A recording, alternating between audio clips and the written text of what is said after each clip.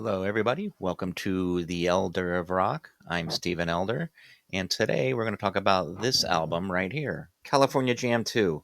What is California Jam 2? Well, let me tell you. California Jam 2 was a huge concert that went on in 1978, March 18th, 1978, to be exact. It was at the Ontario. It was held in Ontario, California, at the Ontario California Speedway. It was put on by, it was produced by Leonard Stogel, Sandy Feldman, Don Brinker, and more than 350,000 people attended. The event was promoted by Wolf and Rissmiller Concerts. The festival is a sequel to the original California Jam that was held in 1974.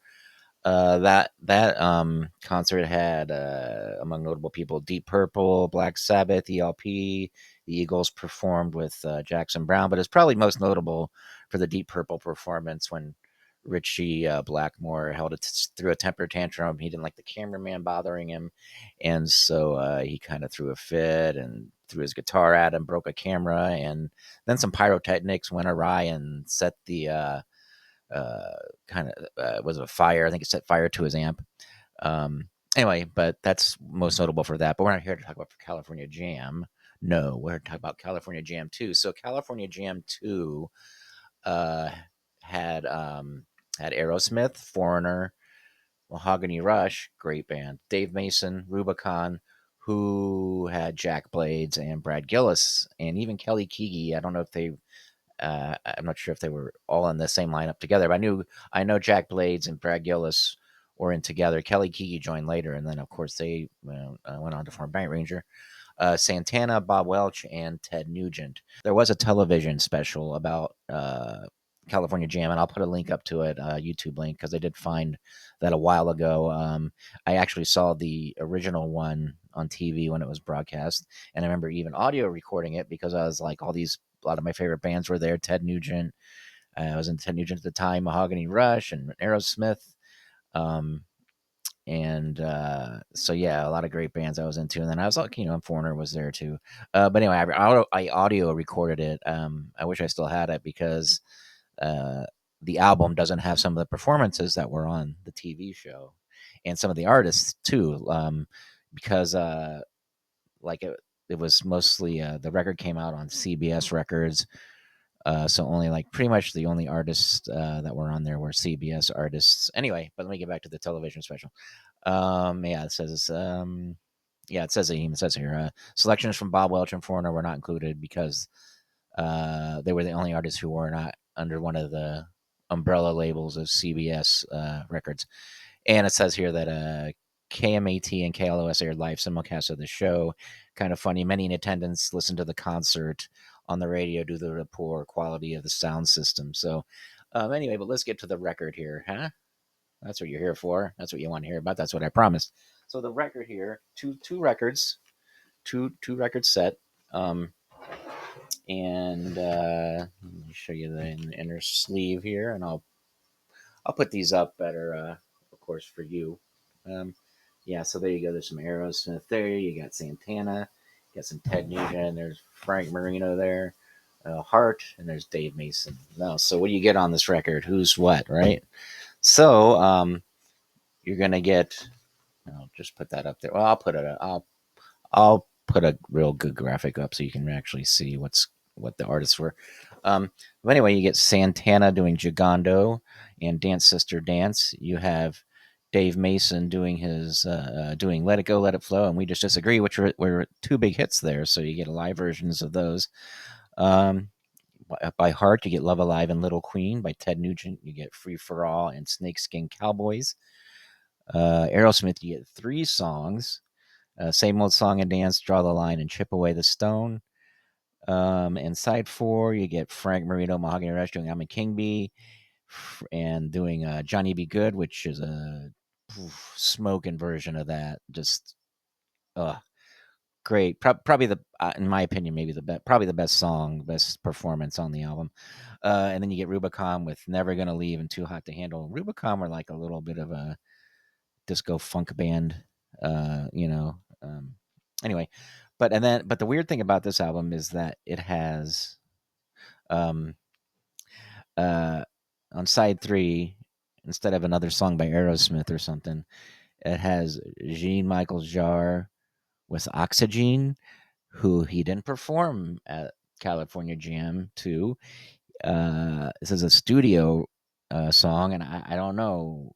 Um, they put it on for some weird reason. I don't know why. Because it's like, and it's really not like anything else, like straight ahead rock and roll or something like that, like the other bands. It's like a Alan Parsons ish, or what I'm trying to say, Alan Parsons ish, right?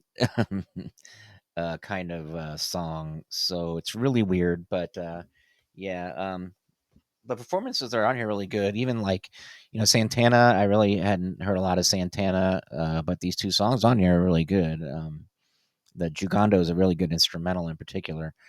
And like I said, Dave Mason, at that time, these two songs were on the radio, so I didn't mind these songs.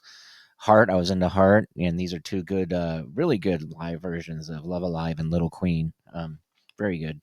And it's yeah, at that time it would be the original uh, version of Heart, which had Roger Fisher and Michael DeRozier and um, oh man,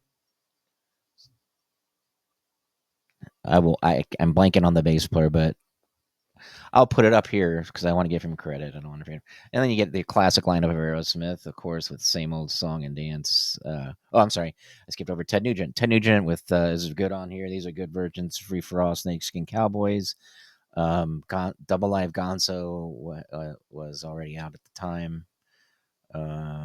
This had been so it's really cool. Like I loved that album, so it was really cool to get a couple new live songs. And when I made a tape, Double Live Gonzo, these also went on that tape as well. So it was kind of cool, kind of long, kind of stretched that out a little bit. Yes, tape. I said tape, cassette tape. Um, Aerosmith with Same Old Song and Dance and Draw the Line and Chip Away the Stone. Chip Away the Stone was a new song at that time.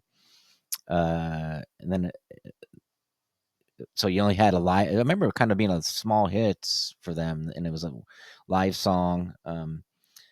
I think it got released as a single, but then they also put a studio version out.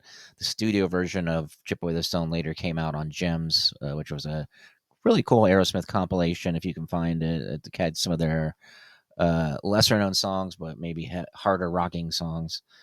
And like I said, Frank Marino and I mean King B and Johnny B. Good are just smoking. The only things I don't really can never gonna leave too hot to handle. Like I said, this is kind of like a funky type of um, thing. I hope I'm not repeating myself. Anyway, so yeah, but there's really not much as far as what is in this album. Like I said, I showed you this little story here that they have. It says a vision.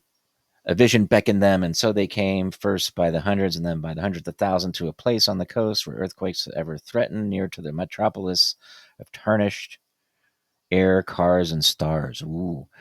There in the shadow of a mountain in the center. Man, I'll put it up here. I don't know. I feel silly reading this whole thing because it's kind of long winded. But John Mendelsohn, I'll put it up here. I'll put it up here in case you want to see it and you can read it.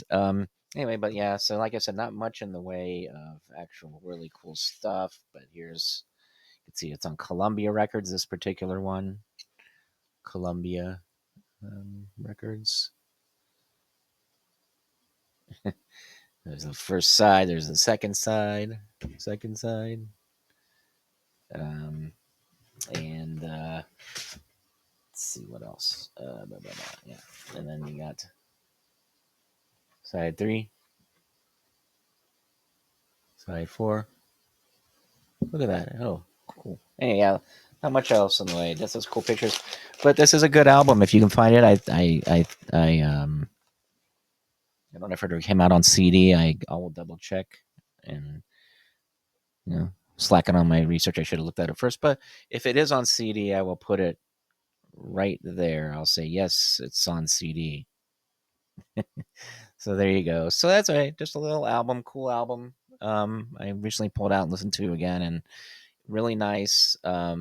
like I said, I'll put the link up to the TV show, and if I can find there's probably a link to the album somewhere on YouTube. I will put that up so everybody here can hear that. Um, Coco has slept through this again. She's here a lot when I do these things, but she's very silent.